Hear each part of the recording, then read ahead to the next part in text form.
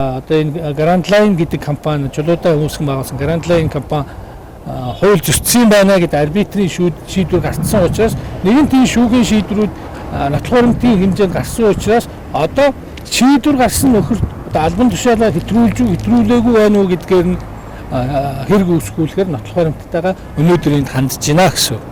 Бүртгэлтэй байгаа нэгсэндээ өмчлөгч гингүү зэрэг 225 санал эрхтэй бүртгэгдсэн байдаг. Үүнээс урилга тараагдсан 197 байдаг. Үүнээс нийт саналын тоон бол 143 одоо саналын эрхтэй тэр өмчлөгч нар саналаа өгсөн байгаа. Харин яг энэ санал өгснөг үзэнгүүт Grand Line компани төлөө 20 санал, GD компани төлөө 30 санал, Цэлмэг газ компани төлөө 20 санал, 33 санал гэсэн байгаа. Тэнгүү зэрэг нөгөө Grand Line компани авсан 90 саналыг тэр нийт саналын эрхтэй 225 тавьцуулах юм бол 40%.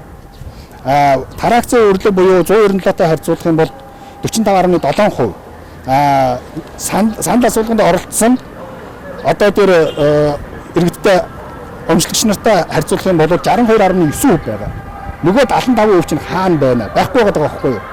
Тэнгүүд 75%-ийн дэмжлэг аваагүй байхад Батуул дарга яах ёстой вэ гэхлээр ерөөсөө энэ сонгон шалралтыг дахиж зарлах ёстой. Өөрийнх нь үүргэн дээр.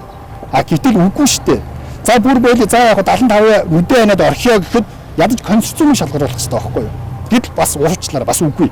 Зөвхөн өөрийгөө Grand Line-ыг шалгаруулсан.